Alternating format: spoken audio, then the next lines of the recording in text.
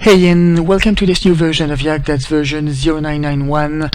This is technically an important new version because I fixed some very nasty and important bugs, and I'm talking client crashing bugs, so some very serious stuff.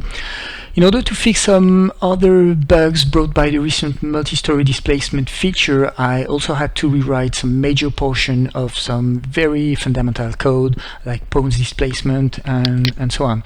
So all in all, there's a lot of work behind the curtains, but of course it's not visible on screen, and I'm not going to show you this.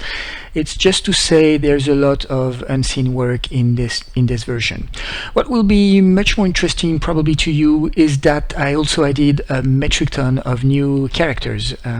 So this video should be quite short. We're just going to have a quick rundown of the new pawns here. So let's start with the new medieval fantastic content.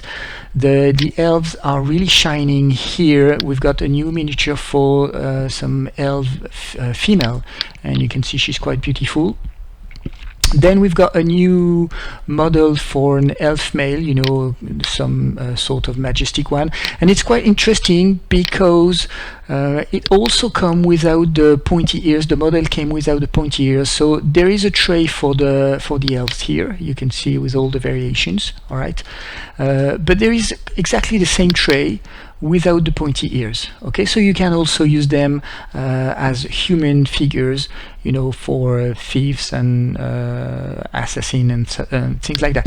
I should also mention something very important. I tell this in every video, but never forget to use this button because it basically multiplies by 2 the number of variations you can get from every character. For example, for this one, the cape is optional, so you can take off the cape and, you know, go from a majestic king or warrior to a simple light archer or thief or assassin or things like that. Okay, so never forget to use this button. It's also working for a vast majority of pawns in YAG, and practically all of the pawns added in this version. So I'm not going to say it again, but that's a very important one. Next we have the female version of this elf character, and she's quite beautiful too, in a different style than the previous one. Very nice one. Then we've got some modern soldier. Again, it comes with a few colors variation in its own tray. We've got some a bit futuristic soldier here, nice one. Then we've got some rebel, and just to show you when I'm talking variation, you know, we've got 5 of them here, but look at how many we have.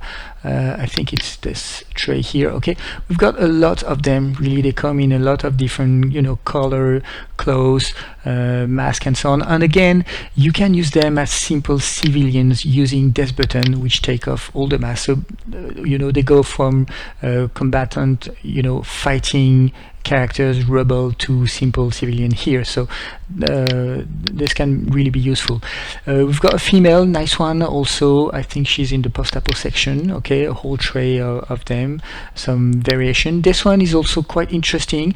It's a sort of mercenary, can be used as a fighter or as a radio or as a civilian and so on, you know. And again, we've got a lot of them here.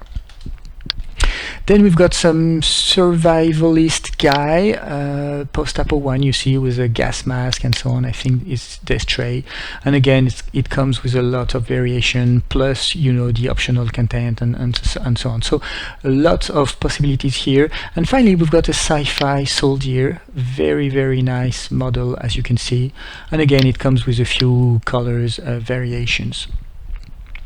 So all in all, as you can see, there is maybe 100 or between 1 and 200 new characters, counting all the variations. So there is a lots of new characters here and lots of new possibilities. All right, I'm going to stop the video here. I hope you enjoyed it, and if it's the case, then see you in the next. Thanks very much, and bye.